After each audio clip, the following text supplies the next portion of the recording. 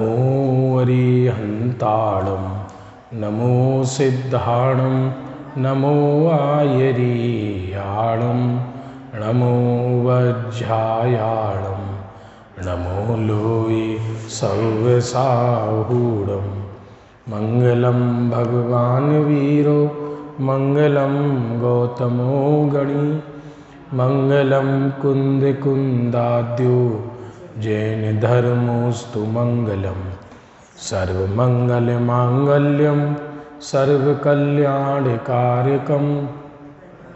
नम सर्वधर्माणां जैनम जयतु शासनम अज्ञानतिमिरान्धानां ज्ञानाञ्जनशलाकया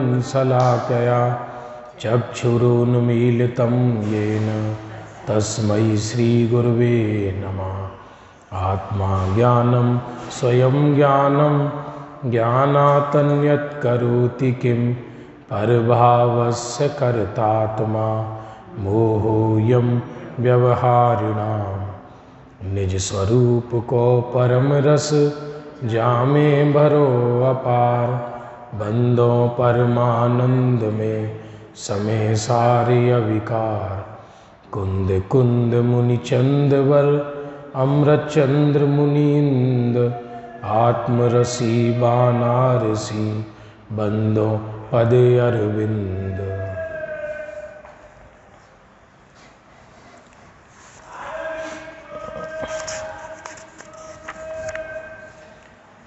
पुण्य पाप एकत्व द्वार के अंदर कर्ता कर्म अधिकार के बाद तीसरे छंद में बनारसी दास जी ने पुण्य पाप की समानता बताई थी और ये कहा था जैसे किसी चांडालिनी के दो पुत्र हुए, एक पुत्र ब्राह्मण के घर दे दिया, एक खुद के घर रहा। जो ब्राह्मण के घर चला गया उसने मद्य मांस मधु का त्याग किया, जो चांडालिनी के घर रहा उसने मद्य मांस का सेवन किया। लेकिन हैं दोनों चांडालिनी के ही पुत्र, उनकी कोई जाति नहीं बदल जाएगी। वैसे ही ये साता, ये वेदनीय नाम के चांडालिनी के दोनों पुत्र हैं, एक पुण्य है और एक पाप है। दोनों में दौड़ धूप है, दोनों कर्म बंध के कारण हैं, दोनों संसार के कारण हैं। तो शिष्य ने चौथे छंद में प्रश्न पूछा कि महाराज मुझे तो मन में संशय उत्पन्न हो रहा है। बोले क्या उत्पन्न हो रहा है? कि संशय यह है कि पुण्य पाप में कारण, रस, स्वभाव और फल, पुण्य पाप के कारण, रस, स्वभाव और फल दोनों न्यारे न्यारे हैं चारों। पुण्य का कारण अलग है, पाप का कारण अलग है। पुण्य का रस अलग है, पाप का रस अलग है। पाप का फल अलग है और पुण्य का फल अलग है। एक प्यारा लगता है और एक दुखियारा लगता है। एक जैसे कैसे कह दिया आपने पुण्य पाप? पुण्य में व्यक्ति ठाट वाट हैं और पाप में भीख मांग रहे हैं। एक जैसा कैसे कहते हो आप? तो इसका उत्तर दिया फिर छठे छंद में आचार्य ने कि पाप बंद पुण्य बंद दूह में मुकति नाही। अरे पाप बंद पुण्य बंद दूह में मुकति नाही, कटु के मधुर स्वाद पुगल को पेखिए, संकले से विशुद्ध सहज दो कर्म चाल, कुगति सुगति जग जाल विसेखिए। अरे कारणादि भेद तोई सूजत मिथ्यात माई, ऐसो द्वैत भाव ज्ञान दृष्टि में ना लेकी। दो महा अंधे कूप, दो कर्म बंदे रूप, दूह को बिना से मुखे मार्ग में देखिए। ये छंद हो गया था, वैसे उज्जैन में लिया था हमने ये छंद, लेकिन दोबारा रिपीट कर रहे हैं इस चीज को। पाप बंध पुण्य बंध दोनों में मुक्ति नहीं है, इसलिए दोनों के कई कारण हैं। बनारसी दास जी कह रहे हैं, सामने वाला अलग दृष्टि से देखता है और बनारसी दास जी अलग दृष्टि से उत्तर देते हैं। पाप बंध पुण्य बंध दोनों में मुक्ति नहीं है, और कटु के मधुर स्वाद पुद्गल को पेखिए। कटुक स्वाद और मधुर स्वाद दोनों पुद्गल के हैं। शिष्य ने ये कहा था कि पाप का स्वाद कटुक है और पुण्य का स्वाद मधुर है। पाप में जय जयकार होती है, पाप में धिक्कारपना होता है, पुण्य में जय जयकार होती है। पाप में जीव भीख मांगता है, पुण्य में दानवीर होता है। पाप में दुर्गति ही दुर्गति इस जीव की नजर आती है इसको। तो ये कटुक और मधुर स्वाद ये दोनों, लेकिन बनारसी दास जी उत्तर देते दोनों पुद्गल के स्वाद हैं। जैसे एक सिनेमा के पर्दे पर आग की घटना घटित हो गई, आग नहीं लगी पिक्चर में, तो भी पर्दे पर क्या घटित हुआ, और उसी पिक्चर के पर्दे पर बारिश की घटना घटित हो गई, तो भी पर्दा स्वच्छ है। तो ये पुण्य पाप दोनों पुद्गल के स्वाद हैं, आत्मा का ये स्वाद नहीं है। इसलिए दोनों के रस भी समान हैं, और संकलेश और विशुद्ध भाव दोनों विभाव हैं। देखो, पाप होता है संकलेश परिणाम से, पुण्य होता है विशुद्ध परिणाम से, लेकिन दोनों के दोनों विभाव हैं, दोनों अत्यंत विभाव हैं। इसलिए दोनों के भाव भी समान हैं। कुगति सुगति दोनों संसार हैं। एक ने कहा कि भाई पुण्य का फल अच्छी गति है और पाप का फल खोटी गति है, लेकिन यहां ये कह रहे हैं कि नहीं, पुण्य पाप दोनों कुगति हैं। एक बात बताओ, स्वर्ग में भी जीव चला गया तो स्वर्ग से जब वापस आएगा, स्वर्ग की भी एक लिमिटेशन है। मनुष्य आयु पूरी हो जाने के बाद और स्वर्ग की आयु पूरी हो जाने के बाद, स्वर्ग के भव पूरे हो जाने के बाद, तेहते छे थावर तन धरे यों परिवर्तन पूरे करे। इसलिए पुण्य पाप दोनों कुगति हैं। इससे दोनों का फल समान है। दोनों के कारण रस स्वभाव फल में तुझे अज्ञान से भेद दिखता है, परंतु ज्ञान दृष्टि में कोई अंतर नहीं है। दोनों आत्म स्वरूप को भुलाने वाले हैं, इसलिए महाअंधकूप हैं। दोनों ही कर्मबंध रूप है। इससे मोक्ष मार्ग में दोनों का त्याग कहा है। मोक्ष मार्ग में दोनों का त्याग कहा है। जब तक शुभ भाव है, पुण्य परिणाम है, तब तक यथाख्यात चारित्र नहीं है। आप देख लेना, जब तक शुभ भाव है, पुण्य भाव है, तब तक यथाख्यात चारित्र नहीं है जीव को। कहाँ होता है यथाख्यात चारित्र? और जैसे ही पुण्य भाव संपूर्ण रूप से नष्ट होता है तो यथाख्यात चारित्र प्रकट होता है। अरे सारी दुनिया जितनी भी नजर आ रही है, पूरे विश्व में पुण्य पाप का ही तो खेल है सारा का सारा। लेकिन पुण्य का फल भी संसार है, और पुण्य का फल भी कष्ट है, और पुण्य का फल भी चार गति है। ये निर्णय हुए बिना कोई जीव शुद्धात्मा में नहीं आ सकता।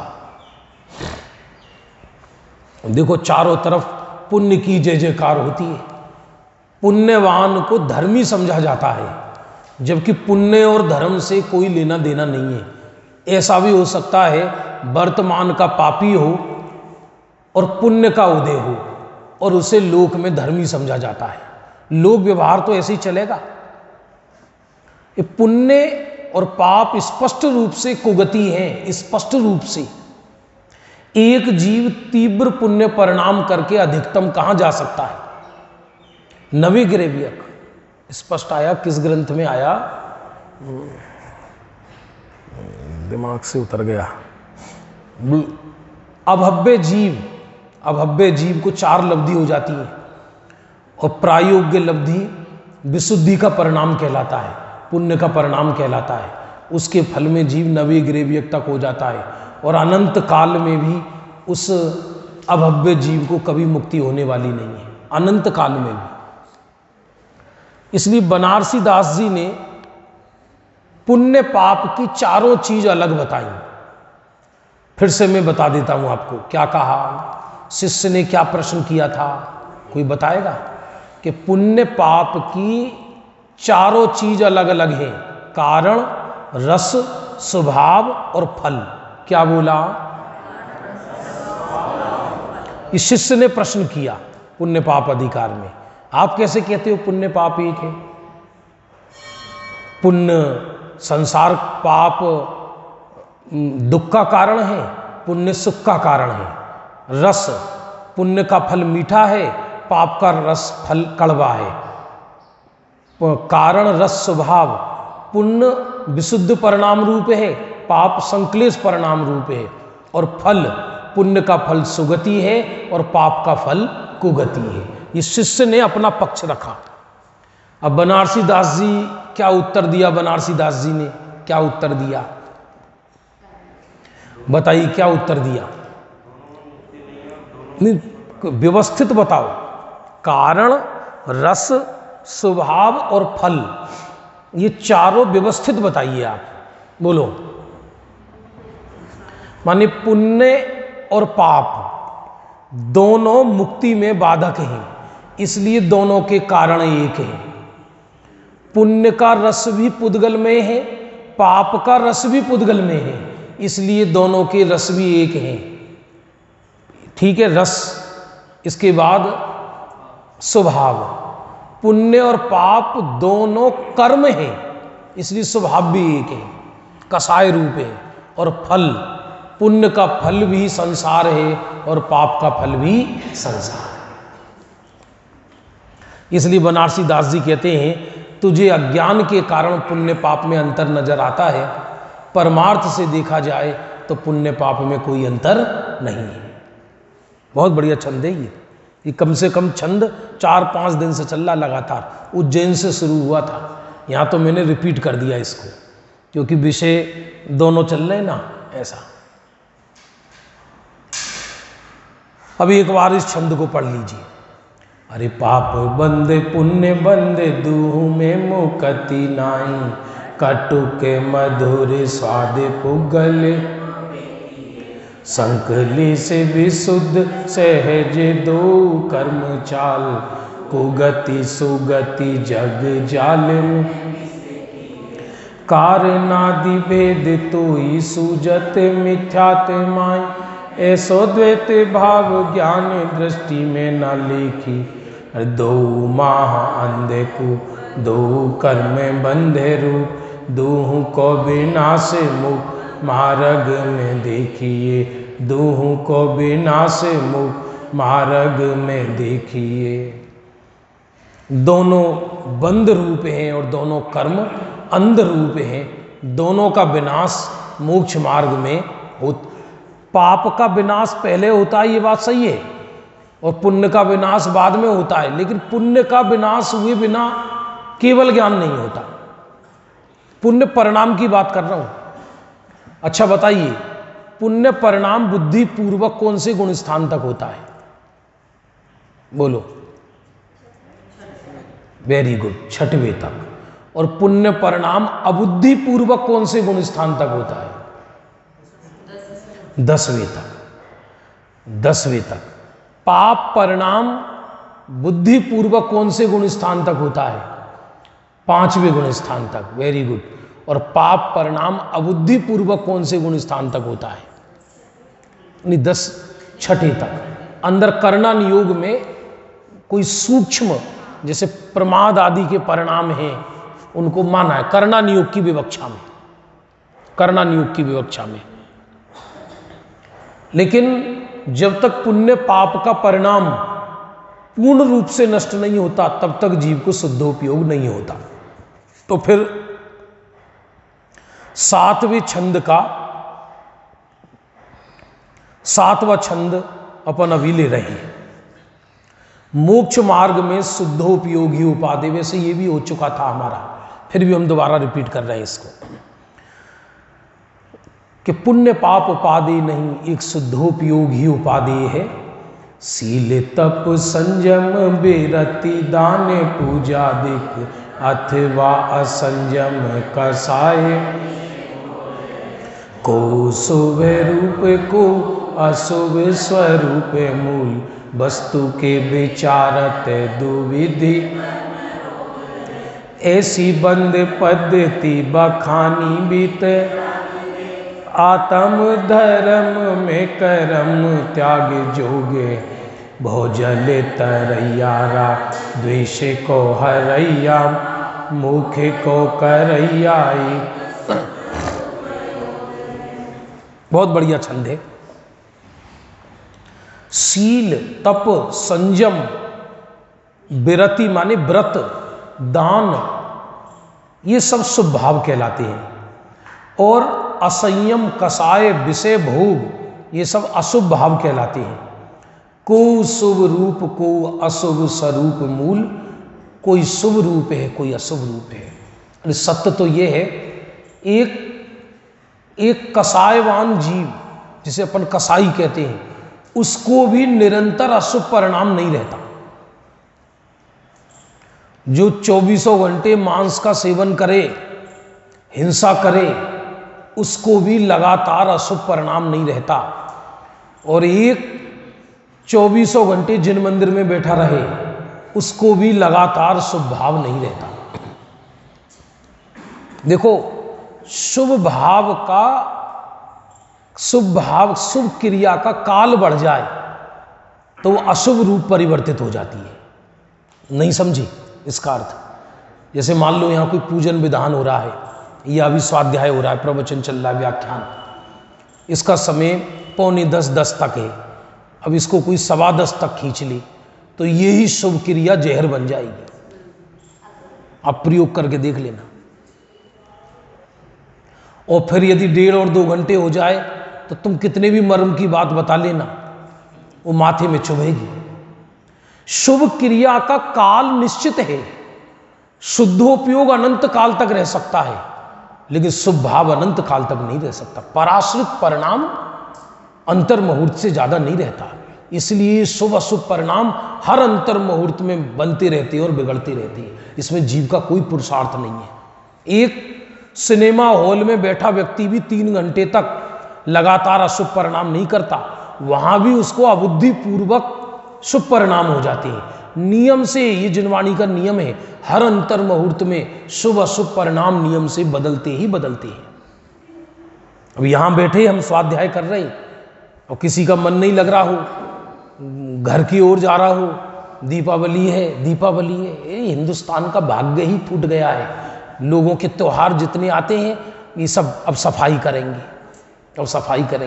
अच्छे अच्छे बड़े बड़े करोड़पति अपनी दुकानों को घिस रहे हैं। अरे भाग्य यही लिखा तुम्हारे, क्या घिस रहे हो? इसमें क्या धरा दीवार में? इन दीवारों में क्या लक्ष्मी घुस गई है? क्या रखा है? ये लुट गए एसी में बिना काम किए। क्योंकि अब जिसको सुख भोगने की आदत नहीं है वो करे क्या? 24 घंटे आत्मा का तो आश्रय हुआ नहीं है। इसलिए ये त्योहार सच पूछा जाए तो जीव के कष्ट को कम करने के लिए अज्ञान का पर्दा है। नहीं आया समझ में? क्योंकि आदमी वैसे दुखी है बहुत ज्यादा पाप के उदय से, तो ये त्योहार में थोड़ा सा ये उछल लेता है, थोड़ा बहुत उछल कूद कर लेता है। कुछ पता ही नहीं है करे क्या, आत्मा का सहारा नहीं है। बिल्कुल,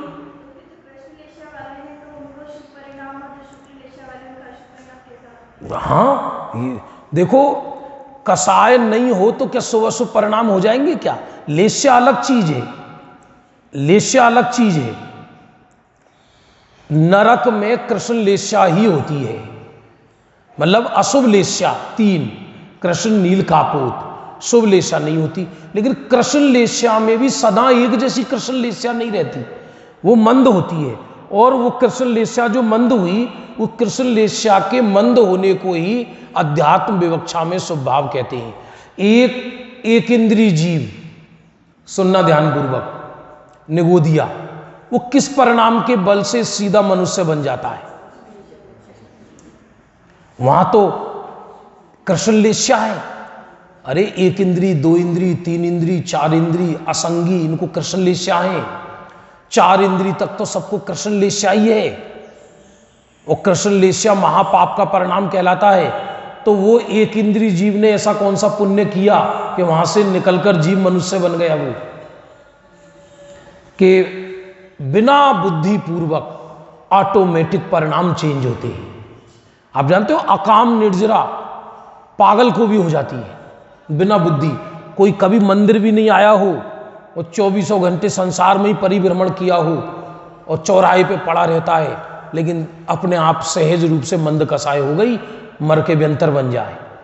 और यहां जिंदगी निकल गई अर्घ चढ़ाते चढ़ाते भगवान को, कहो तो मोहल्ले में कूतड़ा बन जाए, कुत्ता बन जाए, क्योंकि छल का परिणाम है।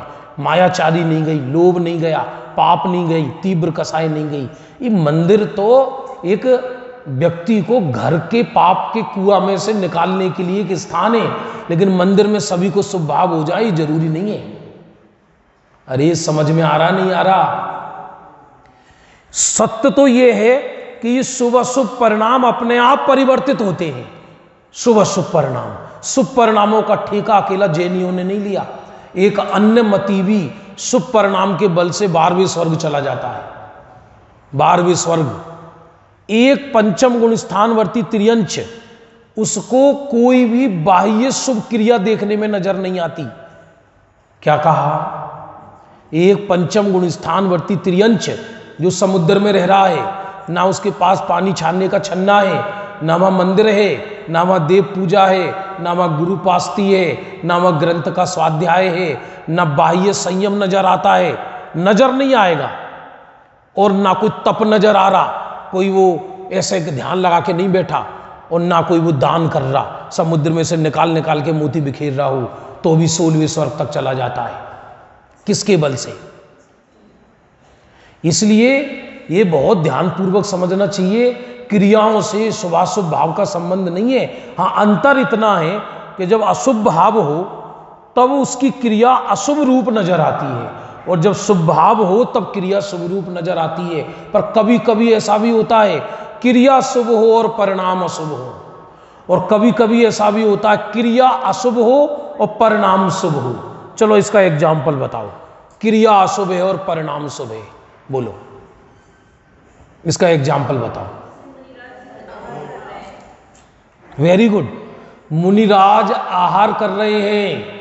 मुनिराज की आहार करने की क्रिया अशुभ मानी है, अब भोजन, लेकिन परिणाम शुभ चल रहे हैं उस समय। वो सूकर जिसने मुनिराज की रक्षा की, क्रिया है लड़ने की, खून खच्चर करने की, और परिणाम शुभ चल रहे हैं और मरकर स्वर्ग गया। और कभी कभी परिणाम शुभ, क्रिया शुभ और परिणाम अशुभ, ऐसे भी बहुत एग्जाम्पल मिलेंगे आपको, ग्रंथों में लिखी है। ये तो परिवर्तित होते ही रहते हैं, परिणाम होते ही रहते, इसमें काहे का धर्म है? शुभ अशुभ। आप मंद घर से चलकर यहां आई तो ये कोई पुरुषार्थ पूर्वक नहीं आई। घर की आग से निकलना तो महापुण्य के उदय से होता है, वरना तो व्यक्ति को तो दरअसल क्या है, घर पंचम काल में मध्य लोक के नरक है और ये अधोगति जाने के साधन है। अब वो मोहे जाल इस जीव को ऐसे फंसाए रखता है, तरह तरह की कोई ना कोई उसमें मतलब कोई ना कोई उलझने लगी रहेंगी। ये जिस दिन देह छोड़ेगा ना, उस दिन भी इसके पास 100 तर्क होंगे घर में रहने के लिए।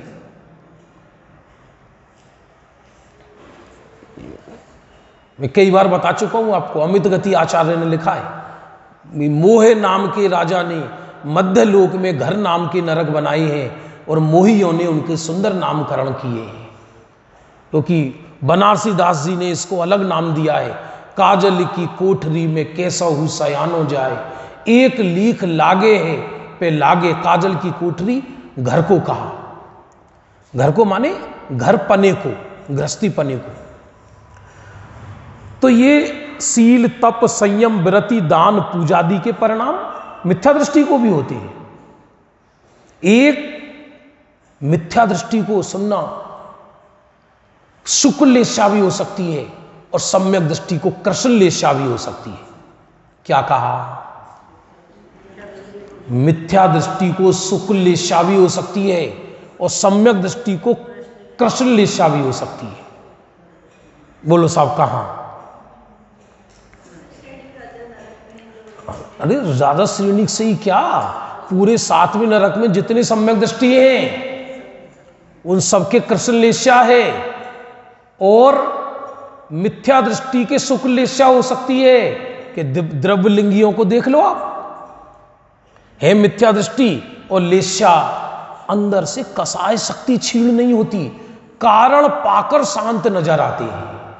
क्या कहा? हाँ, अंदर से कसाय शक्ति का नाश नहीं होता है और जब तक जीव की कसाय शक्ति अंदर से नहीं जाए तब तक वो सज्जन नहीं है। बिना आग लगाया बठाका है वो, क्या बठाके फोड़ते हैं ना लोग, घर में रखे रहते हैं, तो जब तक आग नहीं लगी तब तक है, लेकिन बारूद के बारूद ही अंदर पूरा। तो सील, तप, संयम, बेरति, दान, पूजा दिक, अथवा असंयम कसाय विषय भोगे है। अरे को शुभ रूप को अशुभ स्वरूप मूल, वस्तु के विचारत दुविधि कर्म रोग। वस्तु के विचारो तो दोनों कर्म रोग हैं, दोनों कर्म रोग हैं, अनंतवार हुए हैं। हमारे पुरुषार्थ से नहीं होते शुभ अशुभ भाव। शुभ क्रिया और अशुभ क्रिया तो स्पष्ट जड़ की है, उसका तो आत्मा करता ही नहीं है। आत्मा कहां करेगा उसको? ये तो भाव परावर्तन है। दरअसल देखा जाए तो शुभ और अशुभ भाव दोनों भाव परावर्तन है। जब तक सम्यक्त नहीं हुआ तब तक शुभ अशुभ भाव भाव परावर्तन की चेन में से आए हुआ अपने समय का परिणाम है, और लगता हमको ऐसा है कि वो मेरे पुरुषार्थ से हुआ है।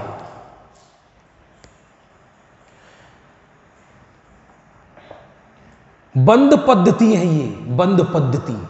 होंगे ज्ञानी को भी, लेकिन ज्ञानी उनको उपाधि नहीं मानते। दोनों में अंतर है। बच्चे को गोदी में माँ भी खिलाती है और नर्स भी गोद में खिलाती है, लेकिन दोनों के परिणाम में अंतर है। यदि कदाचित हॉस्पिटल में बालक खत्म भी हो जाए तो वो नर्स हाथ धो के घर पे अपने भोजन करेगी, क्योंकि उसके लिए तो डेली खेल है। ऐसा परिणाम दोनों के हैं, शुभ अशुभ भाव दोनों के हैं।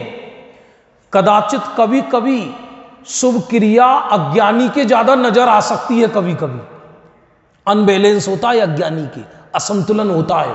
ओ जैसे लगे परम भगत है एकदम, जय जयकार जय जयकार जय जयकार, माथे फटे जा रहे हैं मूर्खों के,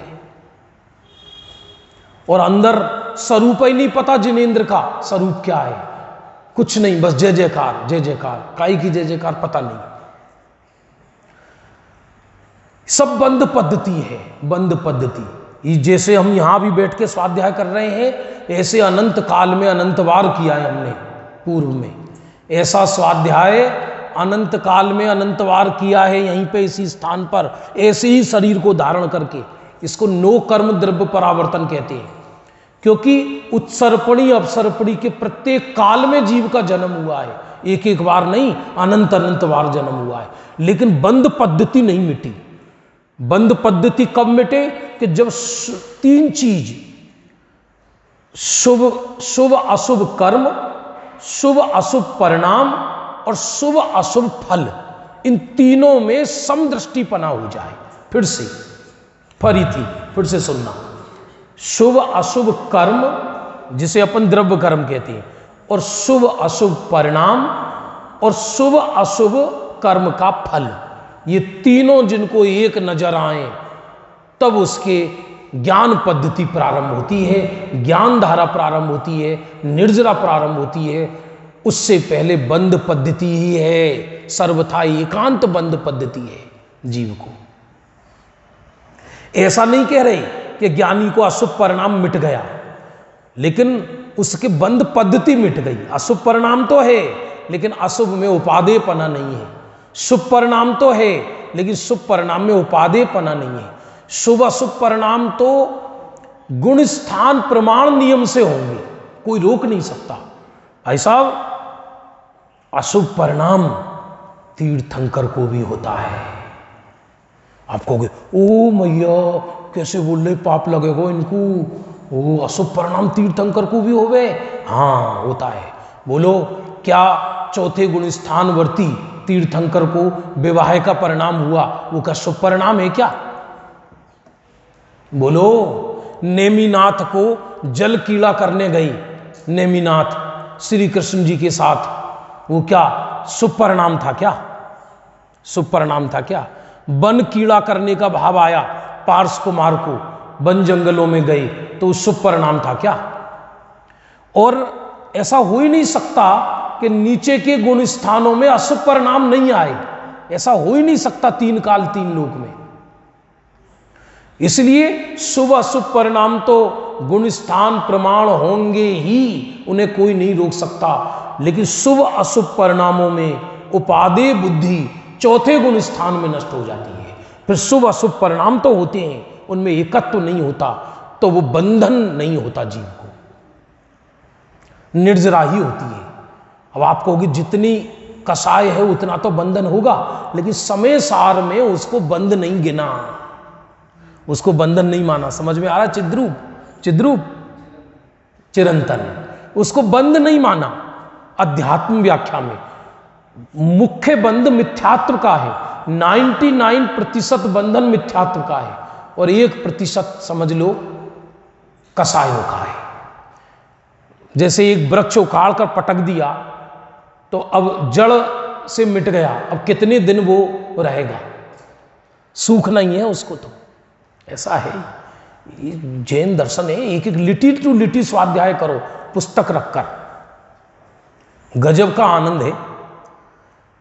अरे ऐसी बंद पद्धति बखानी बीते रागी देव, ऐसी बंद पद्धति बखानी, आत्म धर्म में कर्म त्याग जोगे है, आत्म धर्म कर्म त्याग जोगे है। ऐसी ऐसी बंद पद्धति बीतरागी देव ने बखानी है। कैसी? कि शील तप संयम व्रत दान पूजन में बंद होता है। ये कोई संजय कुमार ने बोला है या गुरुदेव ने बोला है या बाबूजी ने बोला है, ऐसा नहीं है, बीतरागी देव ने बोला है। बंद पद्धति है ये। और आत्मा की पद्धति तो क्या है? आत्म धर्म में कर्म त्याग जोग है। आत्म धर्म उसी को प्रकट होता है जिसके शुभ अशुभ कर्मों का त्याग हो जाता है। और शुभ अशुभ कर्मों के त्याग का अर्थ क्या है? यहां पर शुभ अशुभ कर्मों में से एकत्व मिट जाता है। शुभ अशुभ कर्म मेरा धर्म नहीं है तो है, मुझे क्या लेना देना। अरे भोजल तरैया राग द्वेष को हरैया माँ, भोजल तरैया राग द्वेष को हरैया माँ, मुख को करैया एक शुद्ध उपयोगे। कितना प्यारा छंद है। भव जल से तारने वाला, राग द्वेष का हरण करने वाला, मोक्ष को करने वाला एकमात्र शुद्धोपयोग है। अब ये भी विचित्र है, ये शुद्धोपयोग भी मुनिराजों के शुद्धोपयोग का काल भी बहुत अल्प कहा। बताते हैं कि शुद्धोपयोग का काल मुश्किल से 1.5 सेकंड मालूम ही नहीं पड़े। ऊपर ऊपर के गुण स्थानों में शुद्धोपयोग का काल बढ़ता चला जाता है, नीचे नीचे के गुण स्थानों में शुद्धोपयोग का काल कम होता है। लेकिन वो शुद्धोपयोग का काल कम होने पर भी, जैसे बिजली का करंट क्षणिक लगने पर भी आदमी के प्राण हर ले, वैसे ही वो क्षणिक शुद्धोपयोग भी अनंत आनंददायी है, अनंत आनंददायी। और वो शुद्धोपयोग यदि अंतर मुहूर्त हो जाए तो केवल ज्ञान हो जाता है। और वो शुद्धोपयोग अंतर मुहूर्त कौन से गुण स्थान से प्रारंभ होता है? 8वें से। 8वें से, इसमें जिसके अंदर अबुद्धि पूर्वक शुभ भाव भी है। 9वें में भी शुद्धोपयोग है जिसमें अबुद्धि पूर्वक शुभ भाव भी है। 10वें में भी शुद्धोपयोग है जिसमें अबुद्धि पूर्वक शुभ भाव है। लेकिन 12वें में आते ही, 12वें में शुभाशुभ परिणाम का कोई लेस नहीं, तत्काल केवल ज्ञान हो जाता है। तत्काल केवल ज्ञान, ये जो हम कहते हैं ना, बाहुबली जी ने 1 वर्ष तक ध्यान किया। 1 वर्ष ध्यान किया था क्या? बताइए, 1 वर्ष ध्यान था क्या? सब 1 वर्ष तक खड़े रहे। वो शरीर की क्रिया है, वो तो उनके शरीर का बल था। चरम शरीरी जो होते हैं उसी भव से मोक्ष जाने वाले, वो 1 वर्ष तक खड़े रहे, उसमें कोई बड़ी बात नहीं है। लेकिन वो ध्यान नहीं था। ध्यान तो अंदर शुभ भाव चल रहा था। ध्यान तो शुक्ल ध्यान का काल तो बिल्कुल बहुत थोड़ा है, मालूम ही नहीं पड़े भाई साहब। जब तक आपका महार्घ हो तब तक केवल ज्ञान हो जाए, घंटा बजने लगे।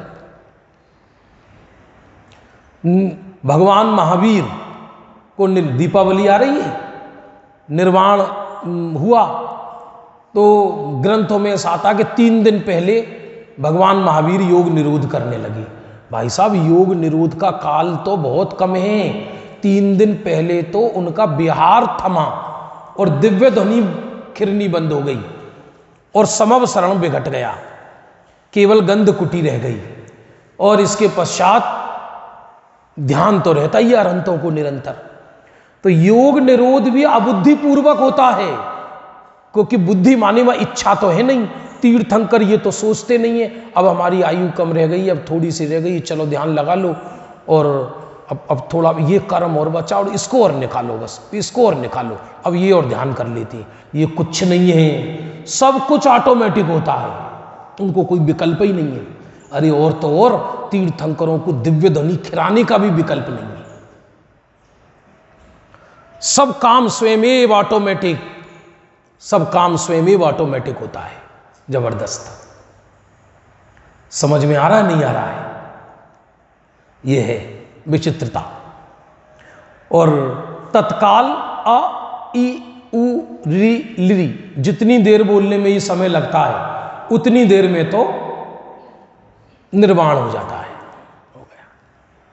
और हम दीपक ही जलाते रहेंगे जिंदगी भर। भोजल तरैया राग द्वेष को हरैया महा, भोजल तरैया राग द्वेष को हर, मुख को करैया एक शुद्ध उपयोग है, मुख को करैया एक। अच्छा, सिद्ध अवस्था में शुद्धोपयोग होता है या नहीं? बताइए, सिद्ध अवस्था में शुद्धोपयोग होता है या नहीं? उसका नाम शुद्धोपयोग नहीं दिया। अब वो सहज रूप से चारित्र का फल कहा, शुद्धोपयोग को कारण कहा और शुद्धोपयोग और सिद्ध दशा को फल कहा।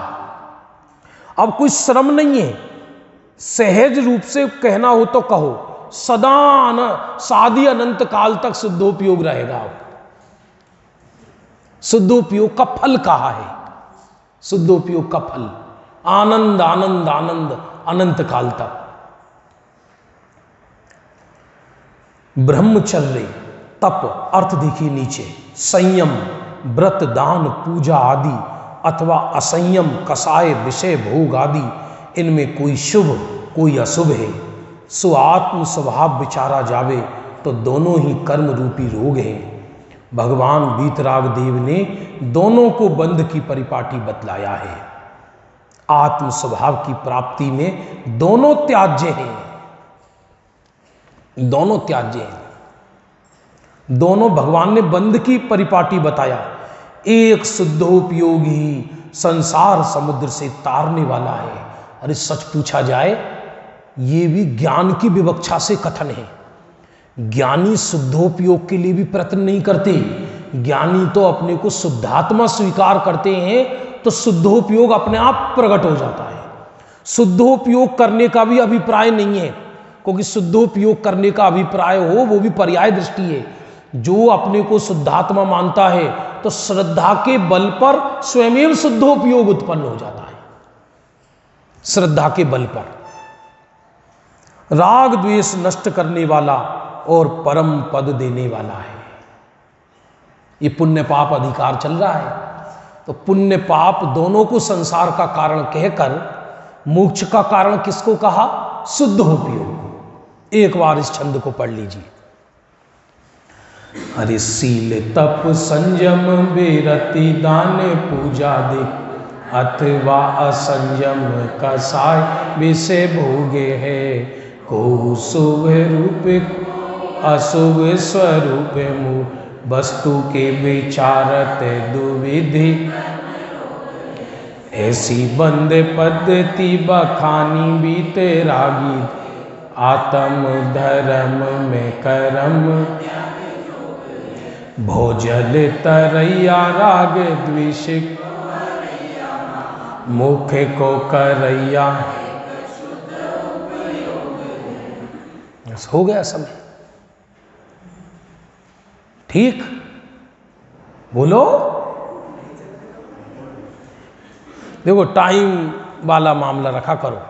टाइम इज टाइम एकदम, ना 1 मिनट इधर ना 1 मिनट उधर, ऐसा है। अब हम आगे वाला छंद इसलिए नहीं ले रहे क्योंकि अब शिष्य गुरु का फिर प्रश्न उत्तर होगा। शिष्य अब इसमें कल प्रश्न करेंगे, महाराज तुमने तो कह दिया शुद्धोपयोग उपादेय है, यदि शुद्धोपयोग उपादेय है तो मुनिराज भी शुभभाव क्यों करते हैं, ज्ञानी शुभभाव क्यों करते हैं, और अज्ञानी और जो ज्ञानी है वो तो अशुभ परिणाम भी करती देखे जाते हैं। ये शिष्य दलील दे रहा है, महाराज हमारी बात समझ में नहीं आ रही, तुम क्या कह रहे हो? ज्ञानी को एक शुद्धोपयोगी उपादेय है तो घोड़ी पे बैठते क्यों देखे जाते हैं, खाते पीते क्यों देखे जाते हैं, विवाह आदि करते क्यों देखे जाते हैं? हमको इस बात का उत्तर चाहिए, तब मानेंगे हम आपकी बात। तो इसका उत्तर पहले पक्ष में बनारसी दास जी कहेंगे और फिर दूसरे बाद के 4 लाइन में, पहली 4 लाइन में शिष्य का प्रश्न है और बाद की 4 लाइन में शिष्य बनारसी दास जी का उत्तर है कि तुम्हें लगता है कि ये ऐसा कर रहे हैं पर इनकी नज़र में एक शुद्धोपयोगी उपादेय है। तो जो शुद्धोपयोग उपादेय है ज्ञानी को तो अशुभ परिणाम क्यों होता है? इस प्रश्न का बहुत जबरदस्त उत्तर इसके अंदर आएगा। चलिए।